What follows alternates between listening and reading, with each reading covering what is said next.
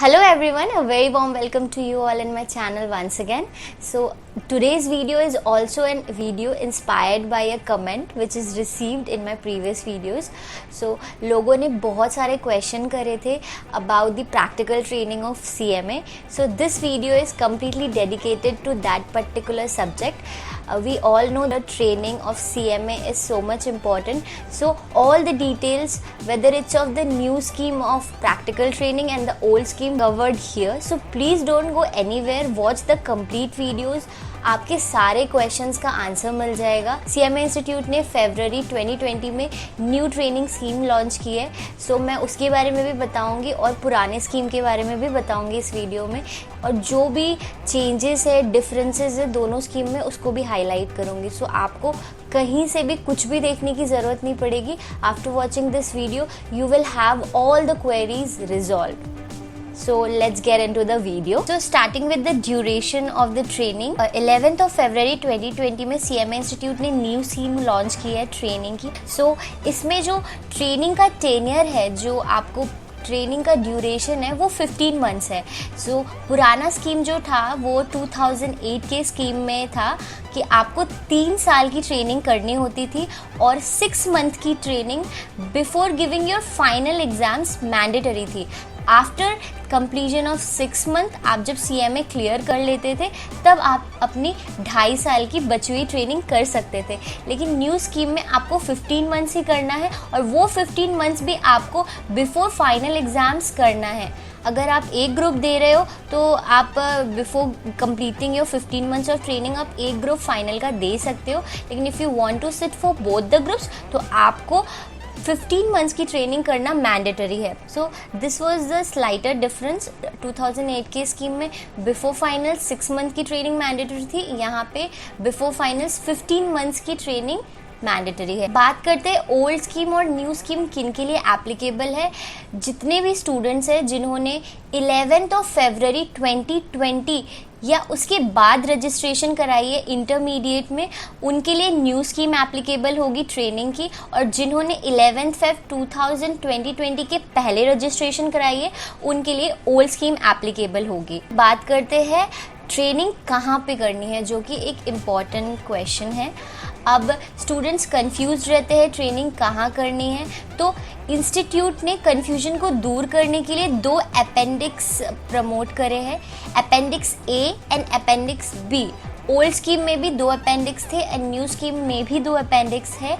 Appendix A हमें बताता है कि हमें कौन कौन से ऑर्गेनाइजेशंस, कौन कौन से सेक्टर्स, कौन कौन से कंपनीज़ में हम काम करेंगे तो हमारे ट्रेनिंग को कंसिडर किया जाएगा. और अपेंडिक्स B बताता है कौन कौन से सेगमेंट में आपको वर्क करना है, कौन कौन से पर्टिकुलर डिविजन्स है जहाँ पे आपकी कंपनी इनरोल या फिर वर्किंग के अंडर रहेगी, तो उसको आपका ट्रेनिंग का पार्ट माना जाएगा. सो अपेंडिक्स B में न्यू एंड ओल्ड स्कीम में कोई चेंजेस नहीं है. अपेंडिक्स A में देयर इज़ फ्यू चेंजेस जो कि बहुत ही इम्पॉर्टेंट है. सबसे पहले तो जो कॉमन है दोनों स्कीम्स में मैं वो बता देती हूँ. अपेंडिक्स A में कॉमन ये है कि कोई भी स्टूडेंट जिसे प्रैक्टिकल ट्रेनिंग करनी है वो एक प्रैक्टिसिंग कॉस्ट अकाउंटेंट या फिर प्रैक्टिसिंग फर्म CMA फर्म में काम कर सकता है, इंश्योरेंस कंपनी में काम कर सकता है, किसी बैंकिंग कंपनी में काम कर सकता है, किसी सेंट्रल गवर्नमेंट या स्टेट गवर्नमेंट के PSU या अंडरटेकिंग में काम कर सकता है, किसी कोऑपरेटिव सोसाइटी या NGO में काम कर सकता है, किसी यूनिवर्सिटी में अपनी ट्रेनिंग कंप्लीट कर सकता है. न्यू स्कीम में स्टूडेंट्स अपनी ट्रेनिंग CS या CA फर्म में भी कर सकते हैं, पर इसमें भी थोड़ी स्पेसिफिकेशंस है. अगर CA या CS फर्म में करना है तो एक्सक्लूसिवली उसी एरिया में वर्क करना पड़ेगा जिसमें nature of work mostly dedicated हो. MIS से, मैनेजमेंट इंफॉर्मेशन सिस्टम से, फाइनेंस, अकाउंटिंग, टैक्सेशन से रिलेटेड वर्क में ही आप इन फर्म्स में काम कर सकते हो. इसके अलावा जो भी work solely dedicated to CAs या CS है, अगर आप उन सेक्टर्स में काम करते हो तो that will not be counted as a part of your training. So इसके अलावा जो एडिशन दूसरा है न्यू स्कीम में वो ये है, that's not an addition, I would say it's a change. जो companies and organisations old scheme में कंसिडर किए जाते हैं, उसमें अगर आपको सर्विस सेक्टर में काम करना है तो सर्विस सेक्टर के लिए टर्नओवर का थ्रेशोल्ड 50 लाख था और नॉन सर्विस सेक्टर में ओल्ड स्कीम में टर्नओवर का थ्रेशोल्ड 1 करोड़ था। But in new scheme of 2020 turnover का थ्रेशोल्ड सर्विस सेक्टर के लिए 50 लाख से 25 लाख कर दिया गया है एंड नॉन सर्विस सेक्टर के लिए 1 करोड़ से 50 लाख कर दिया गया है। So this was a change basically. And उसके अलावा और कोई भी ऑर्गेनाइजेशन जो काउंसिल आपको अप्रूव करता है, CMA इंस्टीट्यूट अप्रूव करता है। अपेंडिक्स बी की बात करें तो उसमें कोई चेंजेस नहीं है न्यू या ओल्ड स्कीम में। सारे अपेंडिक्स चाहे वो ओल्ड हो चाहे न्यू हो, उन सब का लिंक डिस्क्रिप्शन बॉक्स में डाल दूंगी, सो आपके लिए ईजी होगा to find it out. Next is the procedure for intimating to the institute about starting of your training. आपको क्या क्या फॉर्मेलिटीज फॉलो करनी। बेसिकली इंटीमेशन और कंप्लीशन ऑफ ट्रेनिंग के लिए 3 फॉर्म्स है, T1, T4 and T5। So T1 and T4 forms intimation के लिए है एंड T5 फॉर्म जब आपकी ट्रेनिंग कंप्लीट हो जाती है तो उसके इंटीमेशन के लिए है। सो अगर T1 एंड T4 फॉर्म की बात की जाए तो फॉर्म्स में कोई चेंजेस नहीं हुए हैं पुराने या ओल्ड स्कीम में, दोनों में स्कीम में फॉर्म सेम ही है। ओल्ड स्कीम में T1 फॉर्म सिर्फ एप्लीकेबल थी अगर आप किसी प्रैक्टिसिंग CMA या फिर CMA फर्म के अंडर अपनी ट्रेनिंग करते हो, बट न्यू स्कीम में CA firm and CS firm को भी इंक्लूड किया गया है। तो अगर आप CA, CMA या CS फर्म या किसी प्रैक्टिसिंग CMA के अंडर काम कर रहे हो तो आपको T1 फॉर्म ही सबमिट करना है। अब T4 फॉर्म जो मैंने बताया, T4 फॉर्म वो फॉर्म है अगर आप किसी और ऑर्गेनाइजेशन अदर देन फॉर्म्स में काम करते हो तो आपको T4 फॉर्म सबमिट करना है। सो T4 फॉर्म में भी कोई चेंजेस नहीं है और new scheme and old scheme दोनों स्टूडेंट्स को ही सेम फॉर्म सबमिट करना है। अब जो फॉर्म्स है आपके, ये हो गई इंटीमेशन की बात। तो आप जैसे ही अपनी ट्रेनिंग स्टार्ट करते हो within 30 days you have to intimate to the institute via T1 और T4 फॉर्म कि आपने ट्रेनिंग स्टार्ट कर दी है and this is completely done online. So मैं डिस्क्रिप्शन बॉक्स में लिंक दे दूँगी, आप वहाँ से फॉर्म्स डाउनलोड कर सकते हैं। और बात करते हैं T5 फॉर्म की।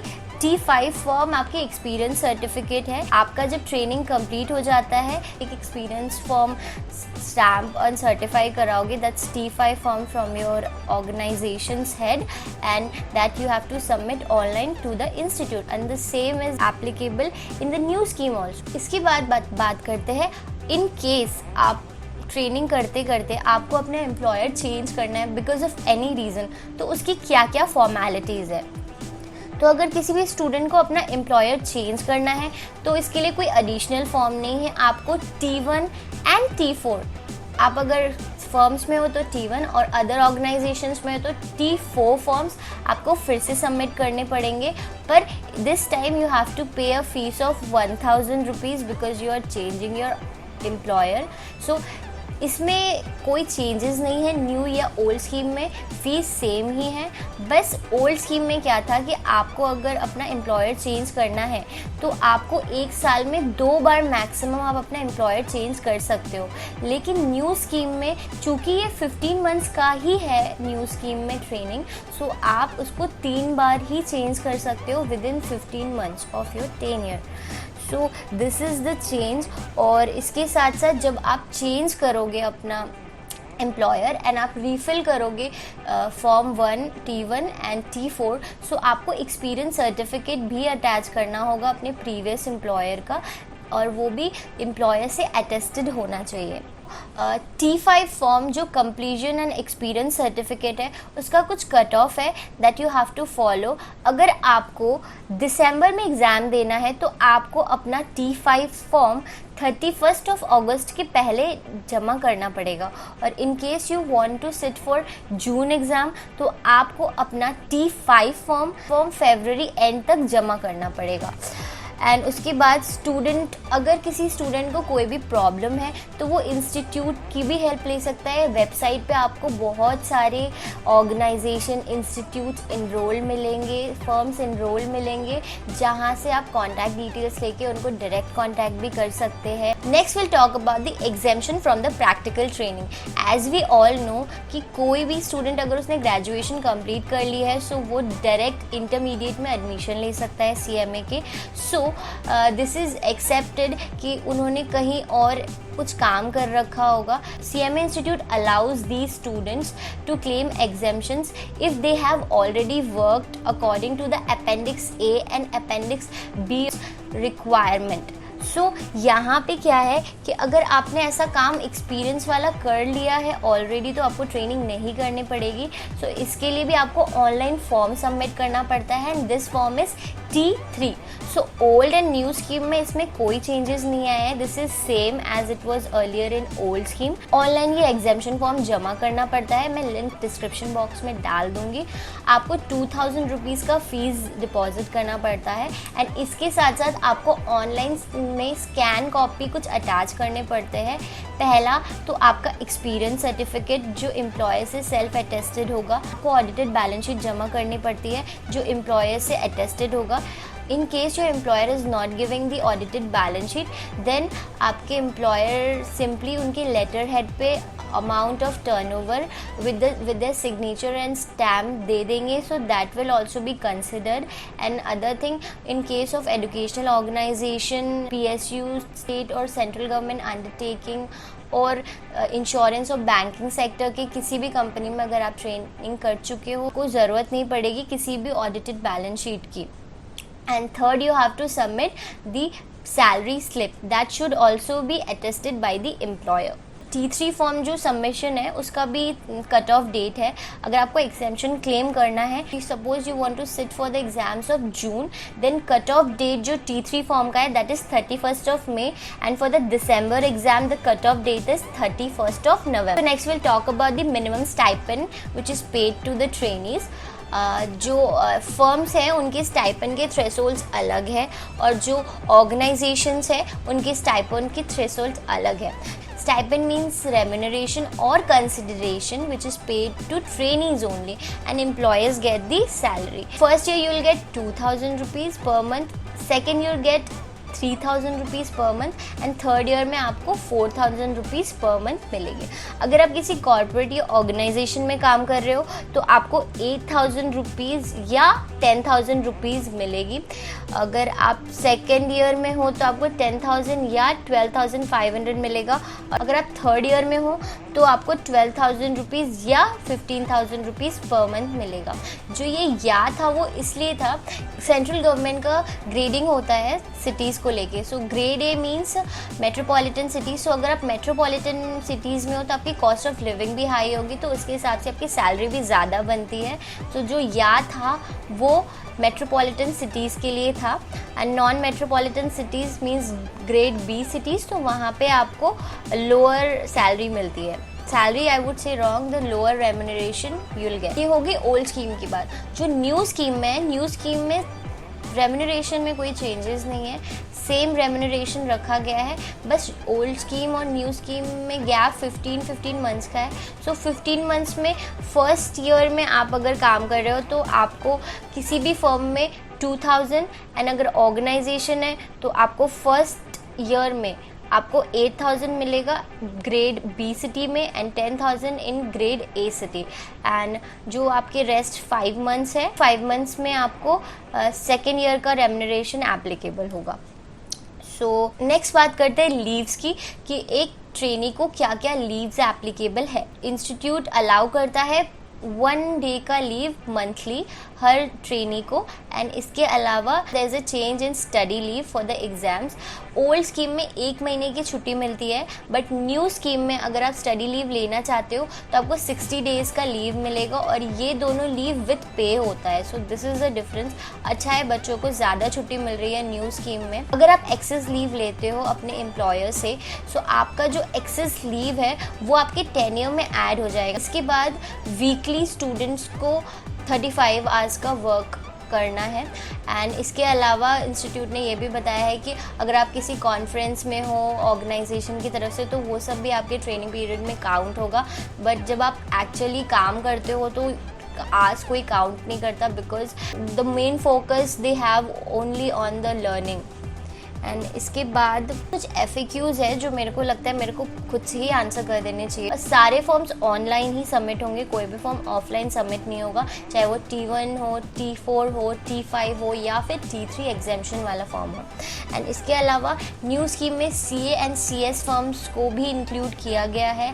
आप बट इम्पॉर्टेंट चीज़ ये है कि अगर आपने वहाँ से अपनी आर्टिकलशिप की है तो वो काउंट नहीं होगी, आपको एडिशनल ट्रेनिंग करनी पड़ेगी वहाँ से। अगर आपके कोई भी डाउट्स है तो please write down in the comment section, I will definitely reply to you. And video अगर अच्छी लगी हो so please like the video and share it with your friends so that they will also understand the training process and what are the formalities to be filled on. And please subscribe my channel and do support. Thank you for watching this. Bye bye.